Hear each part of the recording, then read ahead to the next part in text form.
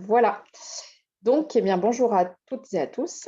Bienvenue dans ce 4e webinaire de notre réseau régional EIT, donc qui porte aujourd'hui sur les formes, les structurations juridiques observées pour les démarches d'EIT et pour les synergies. Donc, avec la présence et forte participation de Maître Elisabeth Gelot, qui va être votre interlocutrice principale pour ce webinaire. Bonjour Elisabeth. Bonjour Caroline, bonjour à tous. Alors, on va commencer tout de suite, si ça te va, avec un petit mot de présentation de ton cabinet, et puis moi, je dirais un petit mot sur le réseau, rapidement, EIT. Oui, pour ceux qui ne m'auraient pas déjà rencontré, on avait fait un webinaire déjà avec Caroline sur les structurations. Alors là, pour le coup, ce n'était pas la structuration, c'était la contractualisation des synergies. Et puis, relevé le frein du statut de déchet, voilà, avec des fiches méthodo qu'on avait mises au point pour vous. Simplement pour rappeler, moi, je suis avocate à la base en droit de l'environnement, mais je travaille aujourd'hui quasi exclusivement sur les sujets d'économie circulaire. Je suis associée dans un cabinet qui s'appelle SCOF, qui est un cabinet lyonnais. Voilà, mes associés moi je fais de l'économie circulaire, mes associés font de l'urbanisme, il y en a d'autres qui font du contrat public. Donc voilà, souvent on travaille nous-mêmes en fait en synergie sur des projets avec nos 3 expertises pour voilà, trouver des solutions qui vont conjuguer fort impact environnemental, gouvernance innovante et sécurité juridique. Donc voilà, et je travaille souvent sur j'accompagne en fait des porteurs de projets de synergie principalement. Donc vous verrez aujourd'hui, on traite à la fois de la question de la structuration des démarches d'EIT et à la fois la question de la structuration des synergies. Donc voilà, dans la pratique, moi, c'est souvent au stade de la structuration de synergies à fort impact que je vais intervenir.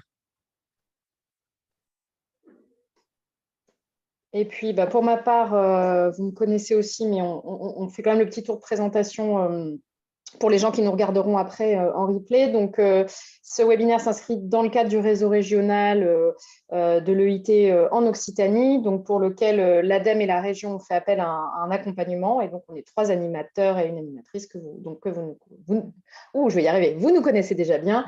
Benoît Duré pour Midiane, Cyril Adou pour Indigo et donc moi-même avec mon cabinet Colibri. On va alors avant de rentrer dans les informations descendantes entre guillemets, on voulait vous proposer un petit sondage très rapidement qui va s'afficher chez vous. Je vais le lancer depuis le Zoom en fait. Voilà, vous allez avoir un petit pop-up qui s'affiche. Donc, on aimerait bien savoir justement, juste pour faire un peu de statistiques sur les personnes présentes, par rapport à votre démarche d'EIT, quelle est la forme juridique aujourd'hui de l'acteur qui porte cette démarche? Donc, vous avez plusieurs c'est questions à choix multiples, mais vous pouvez en choisir une seule réponse. Et puis, la deuxième question est plus prospective sur est-ce que vous avez déjà identifié ou pressenti justement un besoin de structurer éventuellement un acteur tiers avec une structure juridique spécifique ou pas. Donc voilà, c'est juste pour qu'on se donne une petite idée sur faire un peu de statistiques sur la situation des participants et participantes maintenant sur ce webinaire. Donc normalement, ça c'est affiché chez tout le monde. Je vois que vous êtes en train de répondre.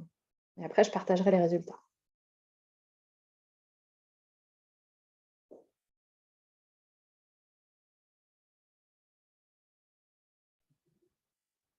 Caroline, moi, je ne veux pas fausser les résultats. Je peux ne pas répondre? Tout à fait. D'accord.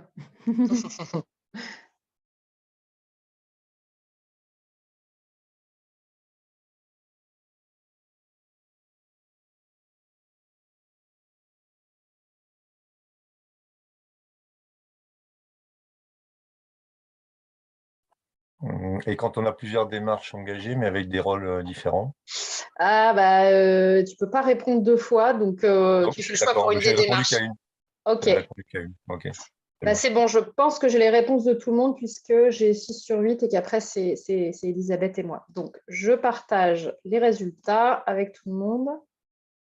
Voilà, donc, sur les structures porteuses de démarches d'EIT présentes aujourd'hui dans ce webinaire, on a une grosse majorité donc, de portage par le niveau collectivité, que ce soit intercommunalité comme d'aglo ou syndicat de déchets. Et puis, il y a quand même une personne qui représente, qui a le statut SA ou SAS ou SARL.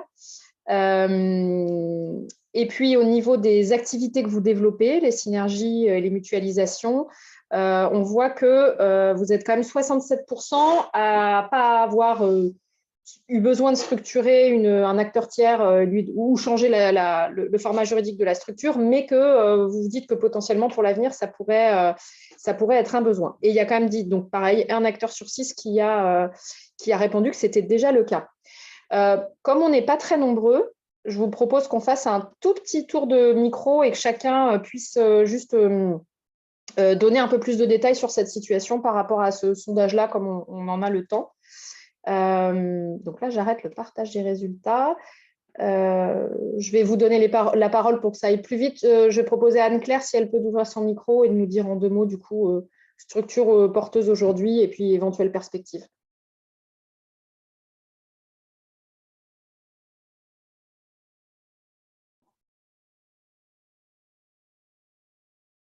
Juste un doute, Claire, c'est Anne-Claire? Anne-Claire, oui, c'est parce que j'ai dû parler trop vite. J'ai dû manger le… pas trop concerné, là. Il a dû être mangé par le micro. Okay. Donc, la commande, c'était présentation rapide, tour de table?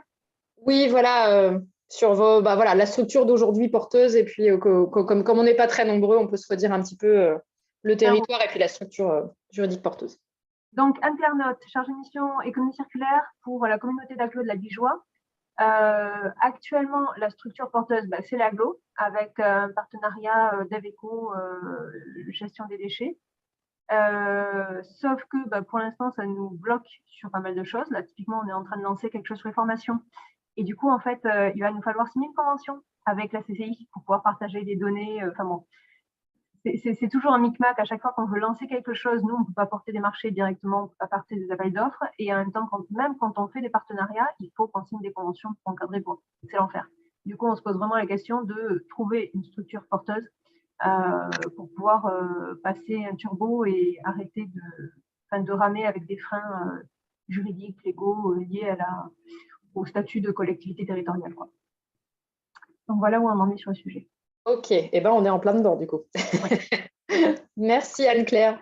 Cindy. Hop. Bonjour à tous. Donc, Cindy Doré, chef de projet économie circulaire au sein de la structure Maceo. Alors, nous, Maceo, on peut être autant accompagnateur que porteur de démarches d'écologie industrielle et territoriale. Et sur la partie plutôt Occitanie, on accompagne Rodez Aglo qui est présent, puisque je vois qu'il y a Marie-Claire Abinel qui est présente. Et puis, on a une démarche qui est en train de s'initier sur la collectivité du Grand Cahors et le CIDED du Lot. Donc, en partenariat, puisque le Lot, le département du Lot et la communauté d'agglomération du Grand Cahors est un adhérent historique de Maceo. Donc, ça sera une démarche conjointe multi-acteurs. Voilà. D'accord. Je crois que tu ne l'as pas précisé, Maceo étant une association. Exactement. Merci, Caroline. Merci. David? Alors, je vais mettre la vidéo. Non, oui, on voit rien. Bon. Non, on voit le fond et tu es une tâche devant. Ouais, je pense que j'ai… Ah, si, c'est bon. Donc, David Lambert, responsable économie circulaire et animation au sein d'Ecoset, qui est le syndicat de traitement des déchets du nord de la Haute-Garonne. On a plusieurs démarches en fait engagées en EIT. J'ai vu qu'il y avait Nadège, donc je pense qu'on va parler de la même, enfin on va parler de la même tout à l'heure. Donc je vais parler de l'autre en fait, pour laquelle j'ai donné quelques éléments. Donc on a une unité de valorisation énergétique à Bessières et on a mis en place une synergie il y a quelques années de serre à tomates chauffée par la chaleur fatale donc de cette UVE. Et là, aujourd'hui, on essaye justement de mettre en place d'autres synergies en faisant notamment des AMI. Là, on va lancer un autre AMI pour que des entreprises viennent s'implanter autour de cette UVE pour récupérer de la chaleur. Voilà, il y a des projets connexes de valorisation de l'électricité qui arrivent aussi. On a une société qui va faire de l'hydrogène. Enfin, voilà. Il y a des choses qui commencent à arriver. Donc, on est à la fois, donc on est un syndicat mixte. Donc, on a un délégataire de notre UVE On travaille avec la communauté de communes qui a la compétence d'AVECO, avec la commune qui est là aussi pour les compétences, on va dire, urbanisme. Enfin, voilà. Et donc aujourd'hui, on est moteur, mais en même temps, on est un groupe. Voilà. Donc on sait peut-être qu'à terme, il y aura une entité, mais pour l'instant, ça fonctionne comme ça. Et après, est-ce qu'on a des freins? Oui, un peu comme un clair, des fois, qu'il y a des libérations, les conventions, les trucs. Ouais. Voilà. Merci David. Jessica?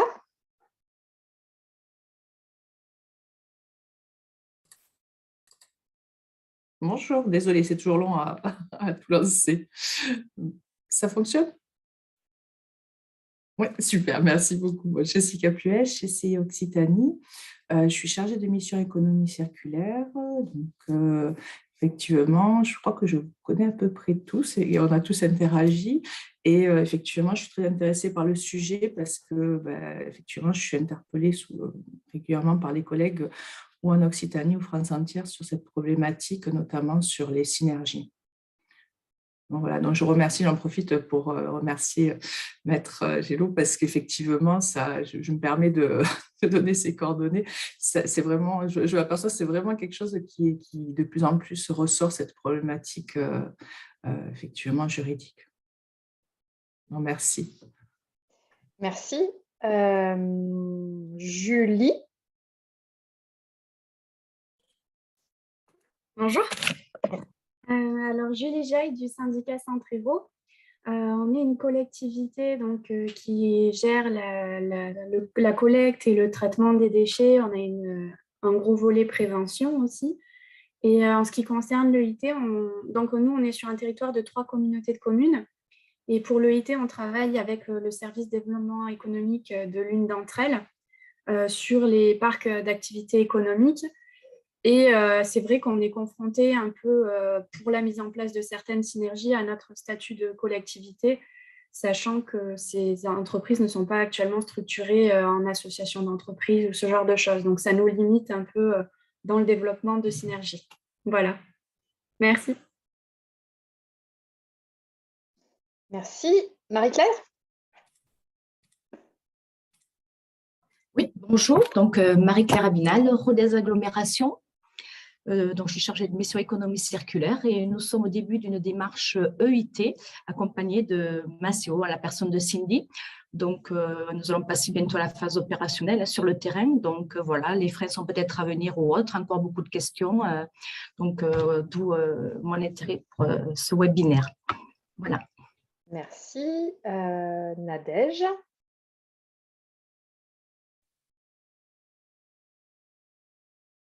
Pardon. Oui, bonjour à tous. Je pense que David a commencé à introduire du coup la démarche. Du coup, David, si tu veux compléter, il n'y a pas de souci. Donc, nous, en fait, on est une société publique d'aménagement, donc privée.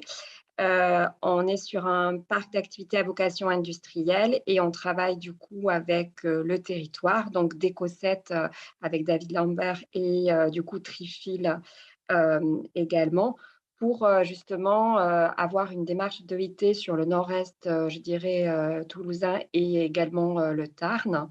Donc, on est accompagné bien sûr de Indigo sur cette démarche et notre objectif de fin d'année, c'est de passer en fait sur une structure ad hoc pour pouvoir en fait continuer à animer à l'échelle du territoire cette démarche d'EIT, puisque notamment la SPL, ça ne fait pas partie de ces missions. Les portes du Tarn, en fait, on est sur une démarche depuis le départ sur l'EIT et en fait, on a initié cette démarche. Donc, l'objectif, là, c'est de trouver vraiment une structure ad hoc. Donc, on avait pensé à une association, mais on n'est pas sûr à 100%. Voilà. Super. Et puis, notre dernière arrivée, Cyril. Bonjour, bienvenue et petite présentation rapide, s'il vous plaît. Oui, bonjour, excusez-moi, je pensais d'ailleurs être plus en retard que ça. Donc, moi, je suis développeur économique au sein de l'agglomération du Grand Narbonne. pour l'instant, on n'a pas réellement engagé une démarche d'EIT, mais bon, c'est quelque chose sur lequel on travaille dans le cadre de notre contrat d'objectif avec l'ADEME et qui devrait voir le jour je l'espère, dans les prochains mois ou prochaines semaines même. Aujourd'hui, moi, pour ma part, même si on n'a pas réellement démarré une démarche, on commence à identifier, à travailler avec quelques entreprises sur l'identification de synergies potentielles. Et pour l'instant, je travaille plutôt en lien avec le dispositif territoire d'industrie sur le port, à identifier des synergies sur le port de la Nouvelle, qui est, comme vous le savez, le port de la transition énergétique, et sur lequel, effectivement, la région a beaucoup d'ambition. Voilà.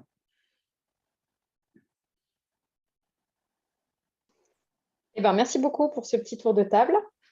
Je vais pouvoir repasser la parole à Elisabeth. Est-ce que je partage du coup le support, comme ça c'est plus simple vu que ça c'est pas mal de slides. Ouais, sinon je vais te passer. Voilà. David, je reprends la main. Ça marche. Pas de souci.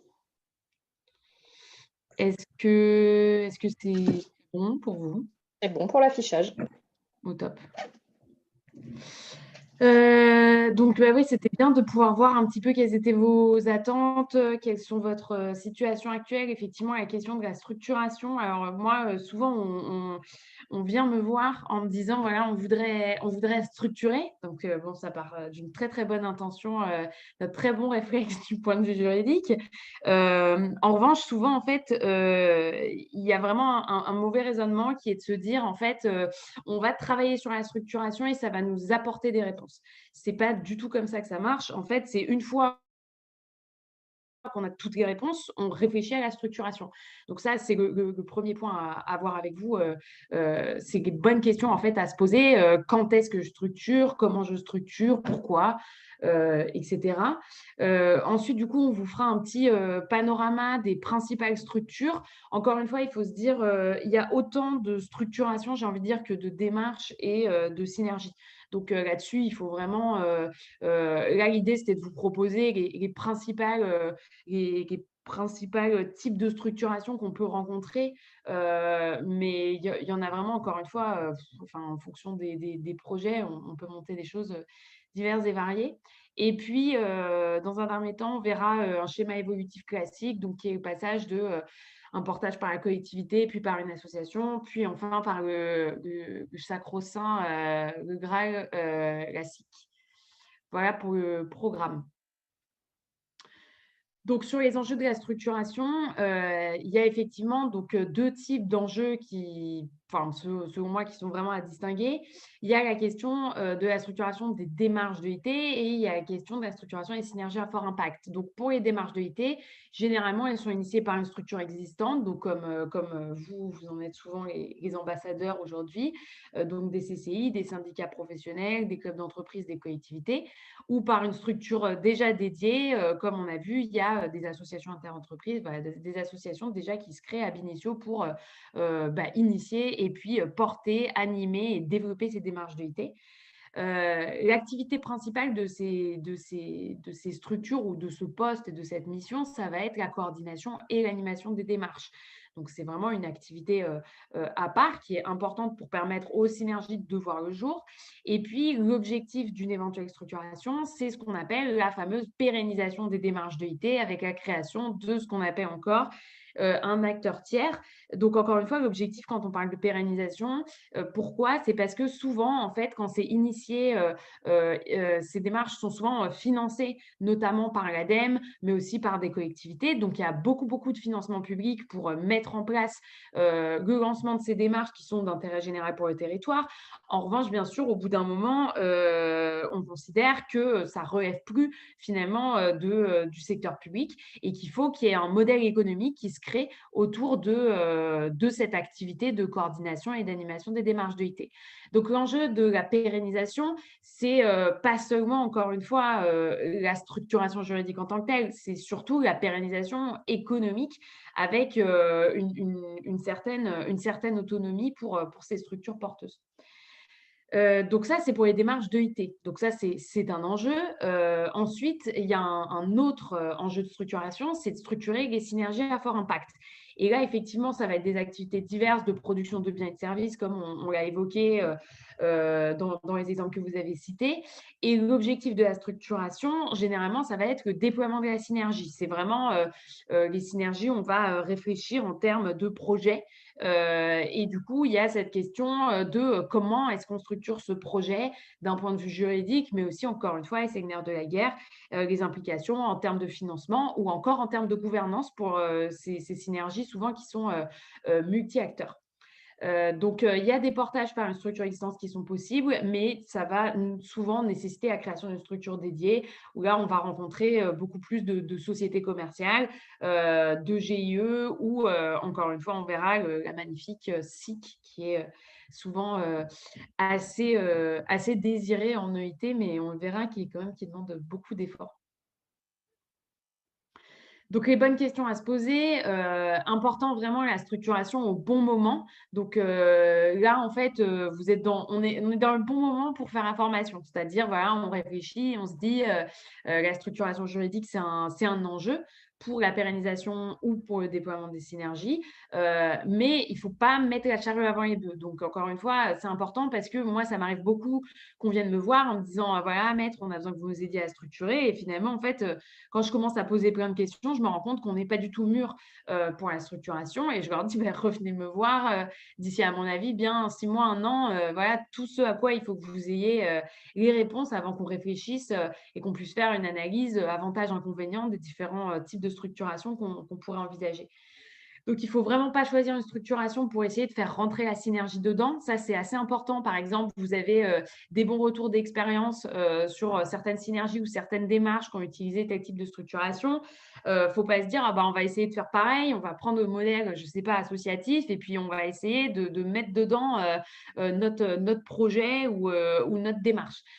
Faut vraiment faire du sur-mesure du point de vue juridique, sinon, encore une fois, ça n'a pas d'intérêt et ça vous rendra pas service et la structuration sera un frein, comme là, vous pouvez déjà en rencontrer avec un portage initial. Finalement, simplement, vous avez pris la structure qui était à votre disposition. C'est pareil, si finalement, après, vous vous forcez un petit peu pour faire rentrer dans des structures qui ne correspondent pas, il y aura des freins, ce sera lourd, ça ne correspondra pas. Et donc, tout ce travail qui aura été fait de structuration n'aura servi à rien. Donc, voilà, une fois qu'on est bien conscient de cette temporalité et de cette démarche, la checklist avant d'envisager la structuration, selon moi, c'est vraiment les questions où il faut avoir des réponses, ou des débuts de réponses. Encore une fois, je ne dis pas qu'on a besoin d'être exhaustif parce que, effectivement, avec, par exemple, des débuts de réponses, en fonction de la structuration, ça va permettre de répondre aussi à certaines hypothèses et d'arrêter certaines décisions. Mais il faut avoir des débuts de réponse. On ne peut pas commencer à travailler sur la structuration si on est incapable de répondre à ces questions-là. Donc, la première question, c'est celle du financement initial. Il y a la question du business model sur le plus long terme. Il y a la question de l'actionnariat et des parties prenantes. Alors ça, c'est un vrai sujet en matière d'EIT et je ne sais pas vous, notamment sur le volet pérennisation des démarches. Mais le gros problème, c'est que souvent, vous avez beaucoup de structures qui sont très intéressées, qui participent, etc. Mais là, quand il s'agit de structurer quelque chose et d'avoir des parties prenantes ou un actionnariat, ça devient un petit peu différent, un petit peu plus difficile. On n'est pas sûr. Et c'est le point suivant, c'est la question du niveau d'engagement des entreprises. Et ça, encore une fois, c'est un vrai problème pour de nombreux territoires pour arriver à se dire, voilà, qui va vraiment s'engager. Et c'est pour ça que je dis souvent, revenez vers moi dans 6 mois, essayez déjà d'avoir des engagements un petit peu fermes, du niveau d'engagement et de la nature aussi de cet engagement, qu'il soit financier, qu'il soit en termes de ressources, de temps. Enfin, voilà, il faut que ce soit à peu près clair. La typologie d'activités qui vont être menées, ça c'est extrêmement important, encore une fois. Donc, vraiment être clair sur qu'est-ce qu'on veut faire. Encore une fois, on peut toujours, la vie d'une structure, d'une personne morale, d'une structure, c'est comme une personne. On a le droit de changer de métier, on a le droit, bien sûr, mais il faut quand même être un petit peu d'accord sur qu'est-ce qu'on va faire précisément pour que juridiquement, nous, en termes de structuration, on puisse vous dire, voilà, par exemple, d'un point de vue de la fiscalité, voilà ce qui est intéressant, voilà l'avantage de choisir cette structure plutôt que l'autre au vu des activités que vous avez menées. Donc, la typologie d'activité. Et puis, le dernier point, et là, c'est assez simple, c'est ce qu'on se disait aussi tout à l'heure, c'est l'objectif. Qu'est-ce qu'on cherche? Pourquoi on veut structurer? Et c'est encore une fois, c'est un point qui est pas toujours clair en fait. On ne sait pas toujours pourquoi on veut structurer. Parfois, on veut structurer parce que dans l'EIT, on nous dit il faut structurer. Donc, moi, d'un point de vue juridique, je vous dirais, si les choses fonctionnent de manière empirique, profitez-en. Enfin, vraiment, ne vous lancez pas dans des processus. Par exemple, il y en a pas mal qui fantasment un petit peu sur la SIC en se disant ah non, mais on va faire une SIC, on va faire un projet de territoire, nanana. Voilà, vous ne freinez pas tout le monde avec du juridique parce qu'encore une fois, ce n'est pas la partie sexy, en tout cas pour vous. Hein. Moi, ça peut être, mais pour vous, ce n'est pas la partie qui est passionnante. Ça implique des négociations, ça implique pour les parties prenantes de consulter leurs conseils ou de mettre leur jury sur le coup. Enfin bref, c'est un peu le truc qui reboot. Donc, il faut vraiment savoir l'objectif pour lequel on structure. Il faut vraiment que ce soit de l'apport, quoi. Et qu'il y ait un consensus sur cet apport pour les parties prenantes. Donc, soit la pérennité, le développement, la scalabilité, l'accès à certains financements aussi, ça peut être un vrai motif. La professionnalisation aussi, qui est assez importante, notamment sur l'activité coordination, animation, ou l'ouverture à d'autres structures. Encore une fois, si on est sur quelque chose d'empirique, parfois ça ne permet pas, comme on se disait tout à l'heure, d'inclure tout le monde ou de bien fonctionner. Donc, voilà. Mais en tout cas, faire cette checklist, travailler là-dessus. Et une fois qu'on a à peu près ce dossier, on a en tout cas des hypothèses, des réponses, même si elles sont pour l'instant plurielles et pas forcément arrêtées, et ben on se dit, on est parti pour la structuration. Ensuite, du coup, on va regarder nous, juridiquement, qu'est-ce qu'on va faire? On va regarder certains critères pour choisir la structuration. On va regarder, par exemple, le volet création de la structure, quels sont les frais, quels sont les coûts, quelle est la lourdeur administrative, quelle est l'importance des statuts. Donc, tout ça, on va le jauger. On va voir si, vous verrez, il y a pas mal de types de structuration où on peut transformer de manière très, très simple. Enfin, très simple. En tout cas, c'est simple. C'est-à-dire qu'on ne crée pas de nouvelles personnes juridiquement. Donc, ça permet, c'est un peu comme Pokémon, quoi. C'est une simple évolution. Donc, ça, c'est plutôt extrêmement intéressant. Ça va permettre, encore une fois, d'alléger ce processus de structuration. Donc, ça peut être intéressant. Et puis, pareil, en termes de coûts, en termes de frais, parfois, ça permet aussi de soulager un petit peu. Le deuxième critère qu'on va regarder, c'est aussi tout ce qui va être gouvernance. Donc, on va regarder les parties prenantes. Est-ce qu'il y a des personnes publiques? Si oui, sous quelle forme est-ce qu'elles veulent participer? Est-ce que c'est de l'actionnariat? Est-ce qu'il y a des aides? Est-ce qu'au final, elles seraient plutôt usagées? Enfin, voilà, quelles sont les parties prenantes? La capacité de pilotage public-privé, donc effectivement, ça, c'est un gros sujet.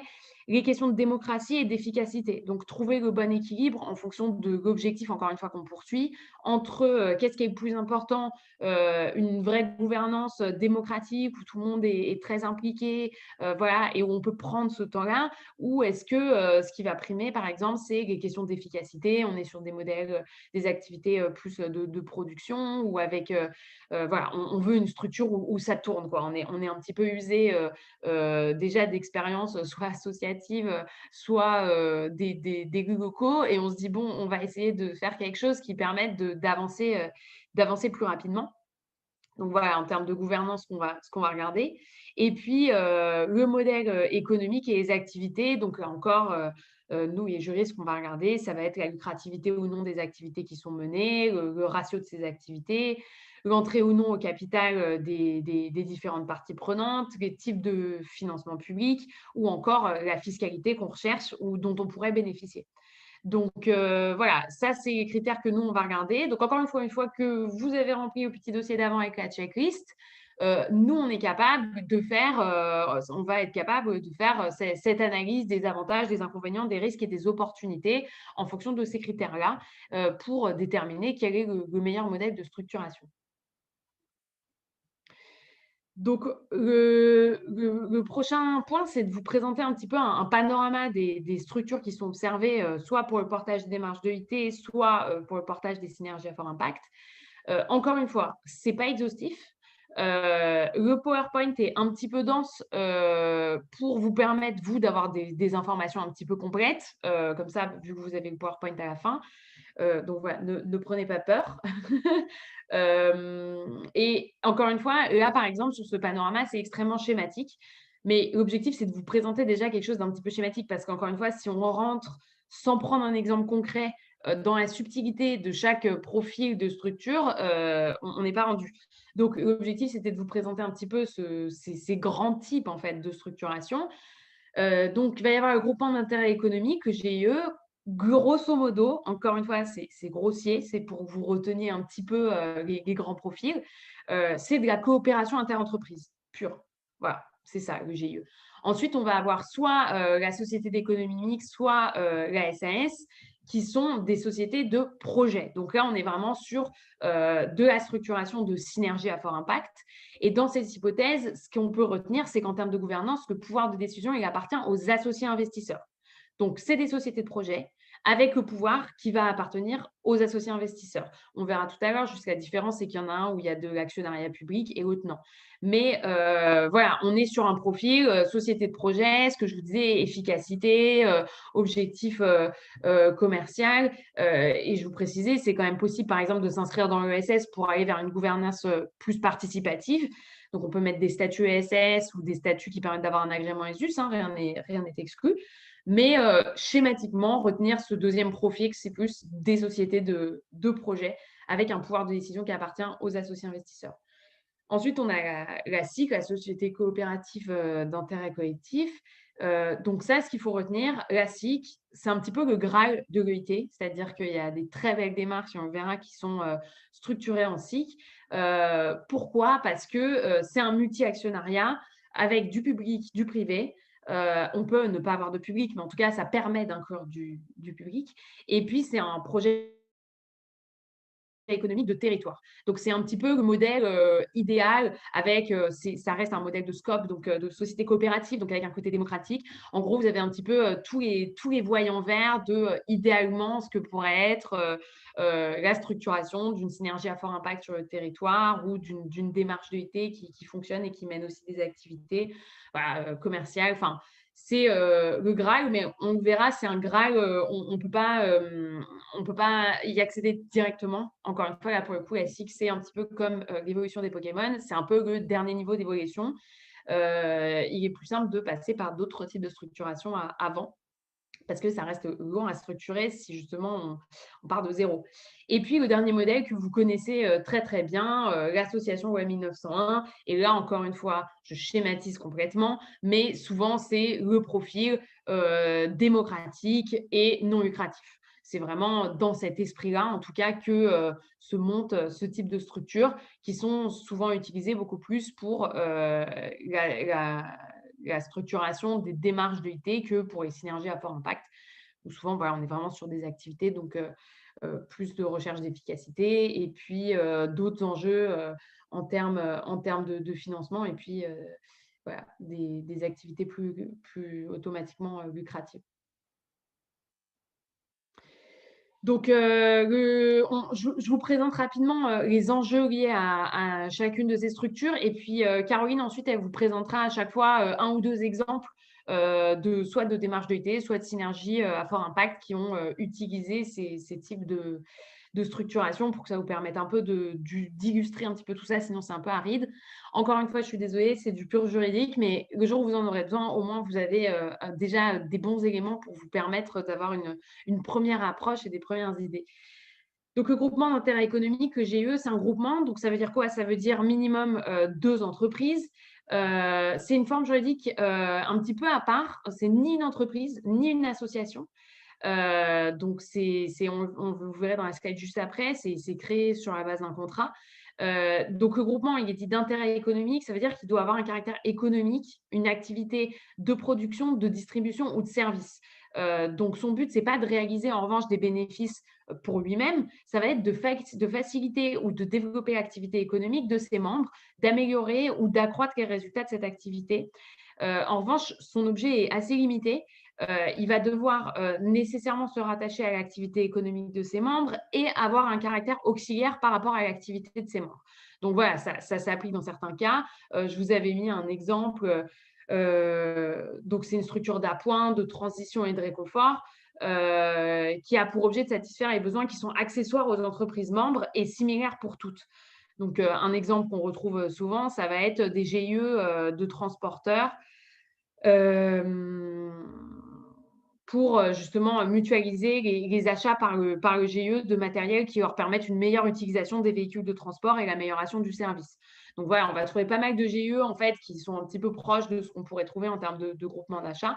Mais ça peut être aussi, là pour le coup, de la gestion de déchets, de la production d'énergie. Encore une fois, ça peut être extrêmement large quand même, à partir du moment où ça se rattache à l'activité économique des entreprises qui en font partie, et puis que ça a un caractère auxiliaire par rapport à leur activité première. Mais donc, ça se prête très facilement. C'est très simple à créer, donc c'est très intéressant à ce niveau-là. Donc, c'est constitué par 2 membres au minimum et il y a des formalités très simples. Contrairement aux sociétés, comme je vous disais, ce n'est pas une entreprise et ce n'est pas une association. Mais du coup, il n'y a pas de capital social obligatoire. Donc, on peut le prévoir, mais on n'est pas obligé. Et c'est le contrat constitutif qui va fixer la manière dont le groupement va se procurer ses ressources auprès de ses membres. Donc, ça peut être, par exemple, avec des cotisations. Mais on peut imaginer énormément de choses. Encore une fois, le GIE, c'est très, très, très flexible. C'est un contrat, quoi. Le mode de fonctionnement, il est déterminé par ce contrat constitutif, donc qui est signé à la base par les entreprises qui en sont membres. Le GIE, ensuite, au cours de sa vie, il peut accepter des nouveaux membres dans les conditions qui sont prévues par le contrat. Et puis, il faut aussi que les membres bénéficient d'un droit de retrait, bien sûr à condition qu'ils aient exécuté leurs obligations. Hein, ils ne peuvent pas se faire la malle, entre guillemets.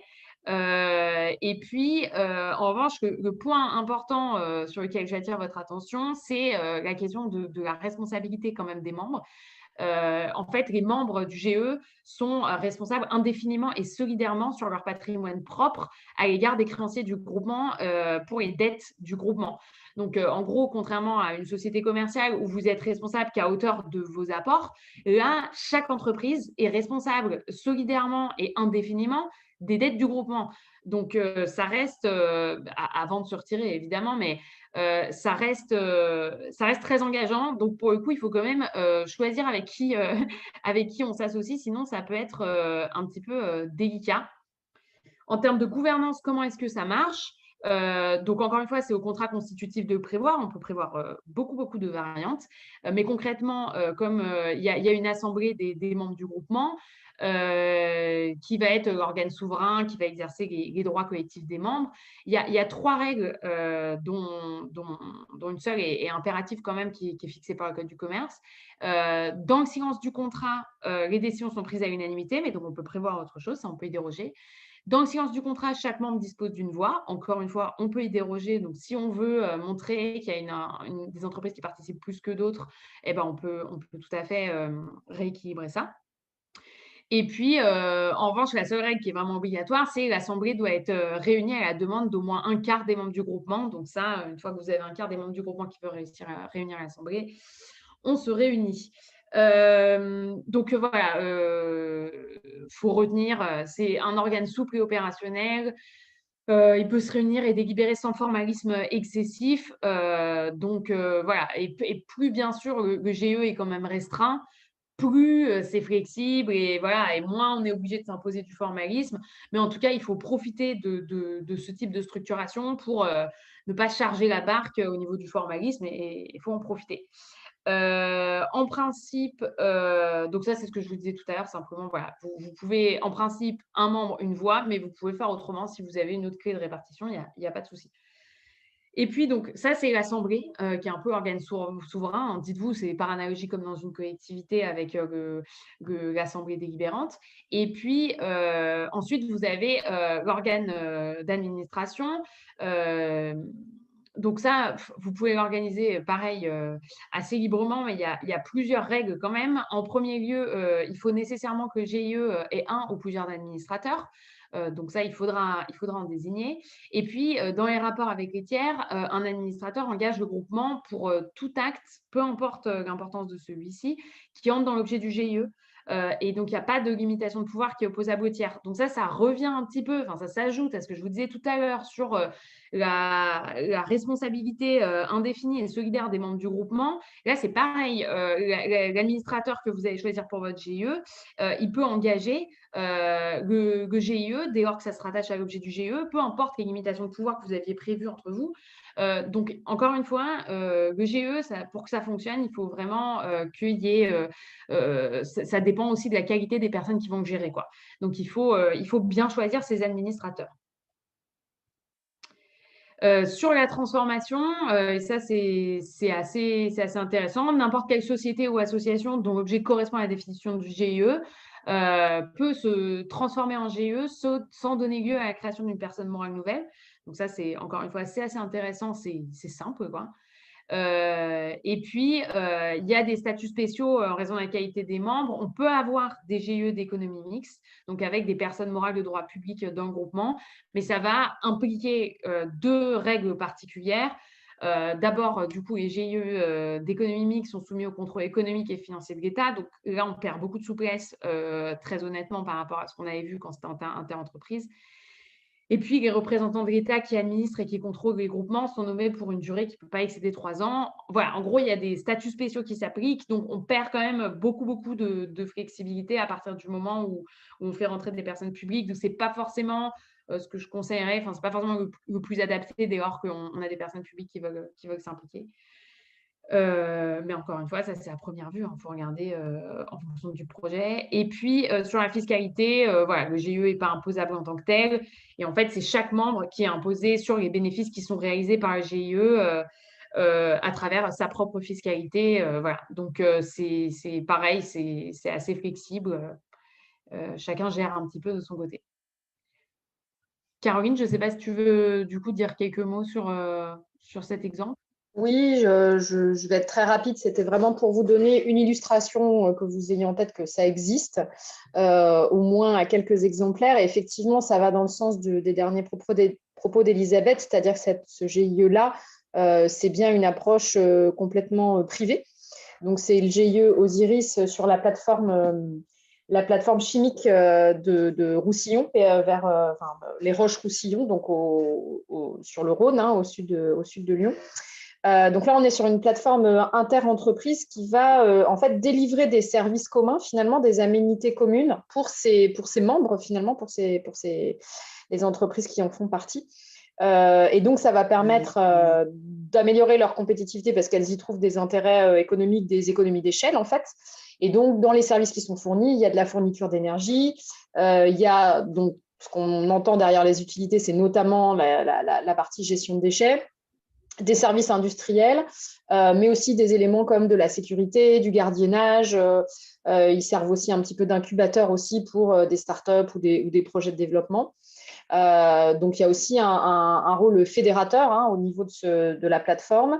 Ça permet aussi d'aller chercher de nouveaux entrants sur la plateforme parce qu'il y a aussi derrière la recherche on va dire, de l'équilibre économique, du modèle économique, et puis de porter pour l'ensemble des adhérents, du coup, des valeurs collectives autour du développement durable, avec notamment des certifications, des chartes qui leur permettent de mettre un certain niveau d'exigence commun. Donc, on vous a mis le lien vers leur site internet qui explique tout ça en détail, mais en tout cas pour que vous ayez en tête que là, on a typiquement un exemple de GIE qui, comme il propose lui-même en fait des services déjà mutualisés et permet par son organisation et son intégration géographique d'initier des synergies entre les acteurs implantés sur la plateforme, avec évidemment l'idée derrière d'avoir des activités qui sont dans des secteurs techniques complémentaires, évidemment. Donc, des éléments de chimie, est-ce que j'ai des choses sous les yeux de thermique, de plasturgie, de solvants, enfin voilà, des choses sur lesquelles on va pouvoir aller chercher des synergies aussi matières directement sur le cœur d'activité de ces entreprises-là. Voilà pour cet exemple. Merci Caroline. Donc la structure suivante, je vais moins m'apesantir parce que pour le coup, je ne sais pas s'il y en a certains qui font partie de collectivités, qui font partie de sociétés d'économie mixte. Ça reste un modèle là pour le coup assez lourd entre guillemets, beaucoup plus que le GIE en tout cas à structurer et assez technique avec du partenariat public-privé. Donc, c'est des sociétés, ça peut être des SA, des SAS, des SARL. Donc, c'est des sociétés commerciales, mais avec un actionnariat mixte public-privé, avec au moins 50% du capital qui est détenu par une ou plusieurs collectivités. D'ailleurs, je vous ai mis collectivité, mais ça peut être d'autres types d'acteurs publics. Il y a un contrôle public des orientations. Donc, les élus siègent dans les instances dirigeantes et détiennent la majorité des droits de vote. Et son objectif, et ça c'est prévu également, c'est de réaliser des opérations d'aménagement, de construction ou d'exploitation de services publics à caractère industriel ou commercial ou toute autre activité d'intérêt général. Donc voilà, c'est un objet social. Là, pour le coup, il faut que ça matche avec le projet, mais parce que c'est obligatoire également pour monter la SEM. Mais du coup, ça se prête à pas mal de synergies. Et donc, il faut vraiment que ce soit l'État, d'autres personnes publiques, des collectivités, etc., qui a entendu utiliser cette technique de la société privée pour mener à bien des missions d'intérêt général, puisque du coup, le capital de la SEM est majoritairement détenu par ces personnes publiques. Et je vous ai quand même remis, donc je vous disais, c'est 50% minimum. En revanche, le plafond, c'est 85% minimum, donc il faut vous trouver des partenariats privés. Et donc, il y a forcément 2 actionnaires au minimum, au moins une personne de droit privé et une personne de droit public. Une précision sur l'objet, il faut bien que la réalisation, bien sûr, de l'objet de la SEM concourt à l'exercice des compétences des collectivités territoriales ou des groupements qui sont actionnaires. Hein. Ça ne peut pas être détaché, on ne peut pas intervenir en dehors de son domaine de compétences. Donc ça reste un point de vigilance, mais souvent qui ne pose pas de difficultés particulières. Et puis, dans l'organisation, voilà, l'Assemblée générale est un organe qui est plutôt effacé par rapport au conseil d'administration. Et puis, les personnes publiques sont représentées en proportion de leur rapport. Donc, voilà, un rôle très fort, en fait, un portage vraiment public, là, pour le coup, sur ces sociétés, même si on arrive à inclure, en fait, dans le projet des sociétés privées, quoi. Caro, je te laisse expliquer peut-être cet exemple. Oui, en quelques mots encore. Donc là, c'est un exemple en Bretagne qui porte sur les énergies renouvelables, donc la SEM Locminé Innovation, l'IGER et gestion des énergies renouvelables. Donc leur ambition, en fait, c'est de produire de l'énergie 100% verte et locale, finalement, à partir de l'identification de gisements locaux que sont le bois et les déchets organiques. Hein. Donc au départ, c'était... ça a été cristallisé autour du projet d'un méthaniseur. Et ce que vous voyez, c'est que c'est un projet qui est initié par la ville et qui associe d'autres collectivités locales et les industriels directement intéressés par l'activité, finalement. Donc, à la fois, soit sur l'amont, sur la fourniture de matière, soit sur l'aval en tant que client du réseau de chaleur, par exemple. Donc, les collectivités sont majoritaires dans les organes dirigeants et il y a vraiment une annonce forte. Les valeurs sont fortement posées aussi sur leur plaquette et leur site internet. Donc, la notion de travailler au profit du territoire et au profit des usagers. Donc là encore, ça sert aussi d'outil pour fédérer les acteurs à une échelle territoriale. Et puis, un support aussi pour l'innovation, pour pouvoir quelque part faire de la R&D au sein de cet outil-là. Voilà pour cet exemple. La SAS, du coup, je développe peu parce que là, pour le coup, je pense que c'est très simple. Hein. C'est quand même la société par action simplifiée. C'est une des sociétés commerciales, je pense, aujourd'hui les plus utilisées, qui est relativement simple à mettre en place. Donc, une société commerciale qui est inscrite au RCS, qui a un objet lucratif. Hein, là, pour le coup, ça va être de partager des bénéfices ou de profiter d'une économie qui peut résulter de l'activité. Il n'y a pas de personnes publiques dans les SAS, si vous créez une SAS telle quelle. On a des investissements qui sont facilités. C'est une forme justement qui est très utilisée, notamment aujourd'hui avec le mouvement Startup, parce que finalement, c'est la manière, c'est extrêmement facile de lever des fonds. Avec une SAS, je vous dis extrêmement facile, c'est très simple de faire rentrer au capital en fait des investisseurs. Il y a une liberté statutaire qui est quand même assez importante, même s'il y a quand même un régime qui s'applique. Et puis, une possibilité d'opter pour des statuts ESS, encore une fois. Donc, voilà, gardez en tête qu'on peut tout à fait monter une synergie en se disant on a besoin d'efficacité, on a besoin de rentabilité. Pour autant, on a des enjeux en termes de gouvernance, on a des enjeux de démocratie participative au sein de la structure ou des choses comme ça. On peut tout à fait, du coup, se rentrer dans le cadre de l'économie sociale et solidaire. C'est pas du tout antinomique. Encore une fois, c'est pas ça qui fait qu'on va exclure pour des questions de valeur la SAS. Et j'enchaîne sur la SIC, parce que moi, j'ai beaucoup de questions sur les SIC. Je pense qu'elles sont beaucoup citées parce qu'encore une fois, il y a des très belles réalisations sous forme de SIC. Donc, il y a beaucoup d'animateurs ou de porteurs de démarches qui ont très, très envie de se diriger vers ce modèle, très flatteur. Mais simplement, voilà, pour vous présenter quelques petites contraintes en fait à anticiper et vous montrer pourquoi c'est intéressant d'arriver à la SIC et non pas de créer une SIC, mais d'avancer vers ce modèle. Je pense que c'est vraiment la meilleure façon de procéder. Donc, la SIC, c'est une société, à la base, c'est une société commerciale, donc pareil, une SA, une SAS ou une SARL, mais c'est une société coopérative, donc avec certains principes qui s'appliquent, une personne, une voix en assemblée générale et beaucoup de réserves impartageables, au moins 57,5% des excédents. Donc, l'objectif, encore une fois, de la coopérative, c'est à la fois des objectifs de démocratie, mais aussi des objectifs au-delà de la gouvernance, de pérennité en fait de l'activité, où on n'est vraiment pas sur des activités. L'objectif, c'est un petit peu de spéculer sur des investissements qu'on pourrait faire, une activité qu'on pourrait développer. Non, l'objectif de la SIC, c'est qu'à partir du moment où ça fonctionne, et tant mieux, on met beaucoup en réserve, on pérennise la structure, on pérennise les emplois, etc. Donc, une société coopérative d'intérêt collectif, donc qui va associer des parties autour d'un projet économique commun. Et donc, ça va être des acteurs multiples qui ont des liens différents avec la SIC. C'est ce qu'on appelle le multisociétariat. Et on verra, on doit avoir un grand nombre, et ça, c'est encore une fois, on verra un frein au début à la création ex nihilo d'une SIC, parce qu'il faut un fort degré d'engagement et de beaucoup de parties prenantes différentes. Et son objectif, la production ou la fourniture de biens ou de services d'intérêt collectif qui présentent un caractère d'utilité sociale. Autant vous dire qu'il n'y a pas vraiment de jurisprudence là-dessus, donc c'est très large, on le verra, les exemples sont multiples et variés, mais en tout cas, ça correspond tout à fait à l'EIT, que ce soit la pérennisation de démarches ou la structuration de synergie à fort impact, sachant que la SIC permet, par exemple, d'articuler les deux. Là, je vous mettais un exemple un petit peu pour résumer les principaux sujets. Donc, une stratégie partagée avec l'ensemble des sociétaires. Donc, il faut qu'il y ait des salariés, des personnes physiques, des petites entreprises, des grandes entreprises, des collectivités territoriales. Grosso modo, c'est l'idée. Ce n'est pas forcément ce qui est obligatoire. On va voir après ce qui est obligatoire.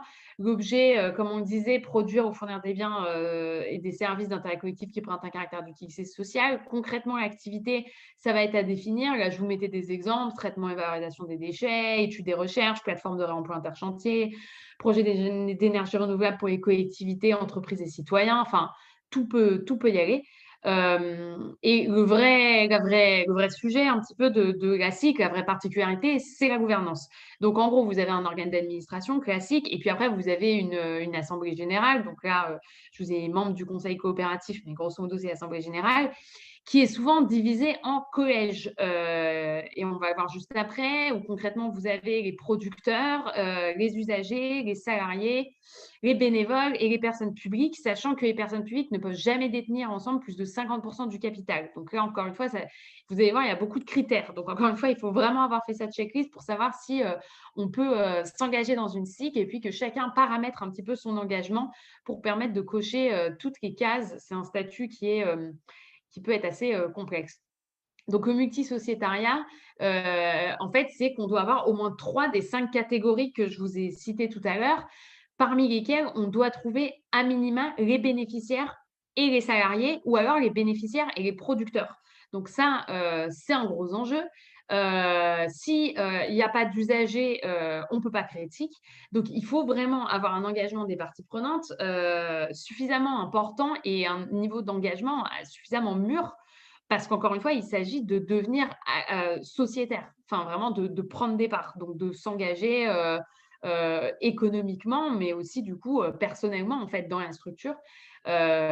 Donc, il nous faut au moins des 3 catégories, dont 2 qui sont indispensables. Donc, ça reste assez lourd, sachant que je vous ai rajouté, la question se pose de la modalité ensuite des sorties de la coopérative, parce que ce qui a pu arriver, c'est qu'on avait réuni suffisamment de catégories de membres, mais en fait, on avait 1 ou 2 usagers.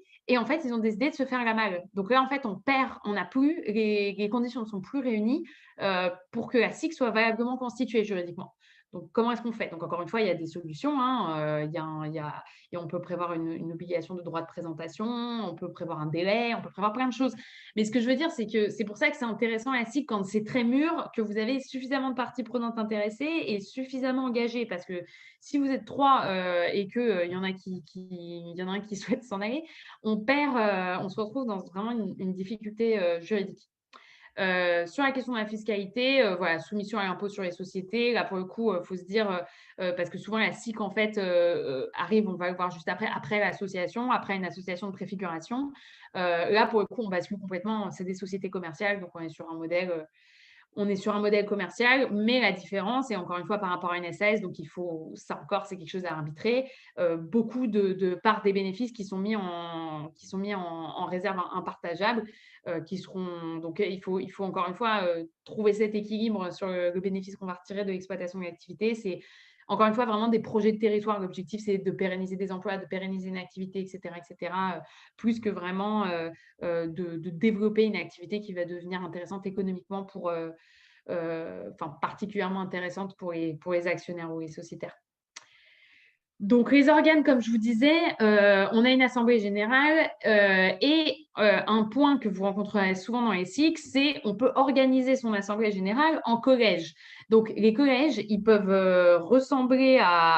ils peuvent reprendre en fait les catégories qu'on a vues tout à l'heure. Donc, un collège d'usagers, un collège collectivité territoriale, un collège producteur, un collège salarié. Bref, vous pouvez reprendre ces catégories. Vous pouvez aussi en faire d'autres. Il faut voir en fonction du projet ce qui est le plus adapté. Mais voilà, je vous ai mis quand même rester prudent dans le maniement des collèges parce que les collèges, ça peut être intéressant, ça peut permettre de gagner du temps et d'optimiser la manière dont on va organiser le vote en assemblée générale. En revanche, ça peut aussi mettre à mal l'unité du sociétariat et l'implication dans le projet commun en fonction du poids des collèges, etc. Donc, voilà, il faut encore une fois, ça faut bien y réfléchir. C'est des discussions qui prennent du temps. Enfin, pour avoir suivi pas mal de structuration de SIC, c'est des choses qui sont longues. Donc, encore une fois, il ne faut pas se jeter dans la SIC avant d'avoir d'abord mis en place autre chose qui est beaucoup plus léger, quoi. Ça, c'est intéressant une fois qu'on a le retour d'expérience sur le niveau d'engagement des uns et des autres, sur comment les décisions sont prises, sur le niveau d'implication, etc. Donc, les critères de répartition dans les collèges, comme je vous disais, on peut s'en tenir à des collèges qui reprennent les catégories. Ensuite, pour l'organisation du vote, donc en principe, chaque collège dispose d'un même nombre de voix, mais à nouveau, les statuts, vous pouvez décider autrement, sachant qu'un collège ne peut pas détenir plus de 50% des voix, ni moins de 10%. Et ensuite, pareil, on peut pondérer les votes au sein des collèges. En fait, on se retrouve, si vous voulez, un peu comme un système de vote pour les élections présidentielles américaines, où finalement, on pondère par État avec des délégués par collège. Donc, voilà, ça peut devenir assez rapidement une usine à gaz. C'est le retour d'expérience qu'on m'a fait de nombreuses fois sur des SIC qui ont été constitués très rapidement, en fait, avec plein de super idées. Et en fait, dans le fonctionnement, c'était pas super. C'était assez lourd et assez compliqué. Et voilà, enfin, ça manque parfois de fluidité. Pareil, la convocation des collèges, etc. Enfin, tout ça peut être assez lourd. Donc, à réfléchir, encore une fois, il n'y a rien d'obligatoire de structurer des collèges. On peut ne pas le faire. Donc, vous pouvez le faire si c'est un intérêt et vous pouvez ne pas le faire s'il s'avère que c'est plus un frein et que ce sera trop lourd. Et puis après, du coup, sur l'organe d'administration qui prend quand même pas mal de décisions, ça va dépendre de la forme de la société que vous avez choisie, si c'est une SAS, si c'est ce sera un gérant, si c'est une société anonyme, ce sera un conseil d'administration, un directoire, un autre type de dirigeant, enfin bref, peu importe. En tout cas, voilà, vous avez ces deux types d'organes comme d'habitude, délibératif et puis exécutif. Encore une fois, être vigilant sur le côté, c'est génial d'un point de vue démocratie, ça fait un petit peu rêver, c'est l'agora, mais faut quand même bien réfléchir parce que, encore une fois, le risque, sinon, c'est de mettre à mal la motivation un petit peu de toutes les parties prenantes parce que c'est l'usine à gaz. Caroline, si tu veux présenter. Oui, de nouveau une illustration. Plusieurs, non ? On a Ouais. surtout Organic Valley. En plus, c'est une initiative que vous connaissez certainement puisque ça se passe dans le Lauragais, au sud de Toulouse. Donc là, c'est vraiment un exemple typique de SIC avec une structuration, une croissance progressive aussi de l'actionnariat. Donc, c'est une dynamique qui est au départ impulsée par une PME qui s'appelle Clair Vert, donc qui est une entreprise de traitement et de valorisation des biodéchets. Et leur objectif global, c'est de constituer une filière globale, enfin vraiment d'essayer de boucler des boucles de flux autour de l'alimentation et des biodéchets. Avec une entrée évidemment de circuits courts, de filières locales, de consommation locale. Donc avec finalement l'amont et l'aval, quoi. Donc, ils fédèrent progressivement des entreprises qui viennent s'établir sur le foncier. Aussi, il y a une démarche au départ aussi à travers cet actionnariat d'acquérir le foncier de cette vallée-là pour pouvoir y implanter ou y accueillir des activités qui répondent au projet global. Donc, sur la diapo suivante, il y en a quelques illustrations. Et donc, à savoir aussi qu'ils portent un PTCE, un projet territorial de coopération économique.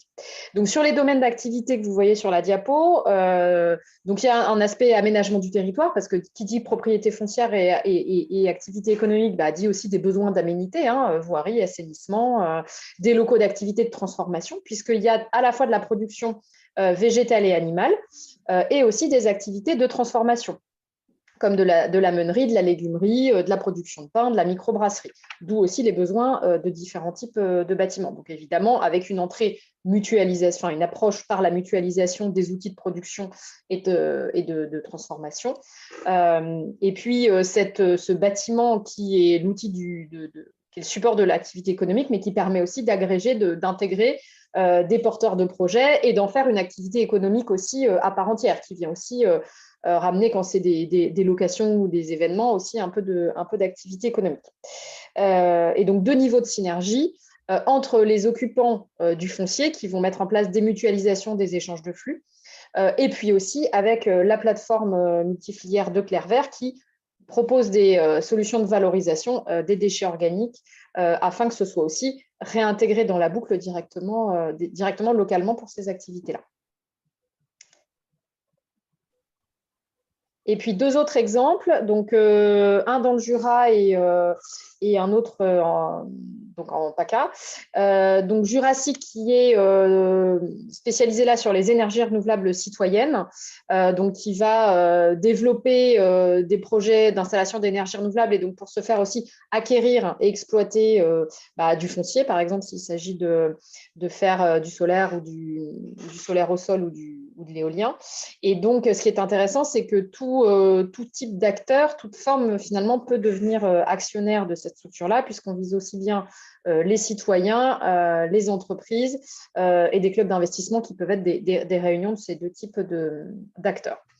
Et puis, vous avez la SIC qui s'appelle Tetris, pour Transition écologique territoriale par la recherche et l'innovation sociale, donc sur le territoire de Grasse, qui est un peu particulier parce qu'ils sont positionnés comme centre de recherche appliquée en sciences sociales et on va y trouver des acteurs. Alors, il y a une entrée économie circulaire avec du FAIRE, on va dire, au FAIRE, avec des choses sur de la recherche sur le réemploi, l'upcycling, la réutilisation, la réparation, etc. Et puis aussi des chercheurs en sciences sociales qui vont aussi prendre du recul, observer et se servir du lieu et du collectif d'acteurs comme aussi laboratoire d'observation et d'analyse, avec une entrée sur les questions des capacités, donc prendre du recul sur ce que produit la SIC elle-même, en termes justement comment les coopérations, les solidarités et la gouvernance peut amener ce qu'ils appellent à des capacités. Et puis 2 autres angles de travail, donc pas que l'économie circulaire, mais aussi les questions des mobilités, et la question du numérique à valeur sociale. Donc, vous voyez qu'à travers un même statut qu'ils appellent SIC, on a des types d'activités qui sont quand même très variées, mais qui répondent bien toutes à l'un des points que soulignait Elisabeth, qui est la notion de l'intérêt général, et aussi le 2e point, qui est la notion de l'ancrage territorial, du projet de territoire. Donc, pareil, vous avez les sites internet pour aller un petit peu fouiller tout ça. Sur le site de SIC Tetris, ils ont des petites vidéos qui expliquent aussi leur montage et leur fonctionnement. C'est très intéressant. Je vous invite à aller regarder ça.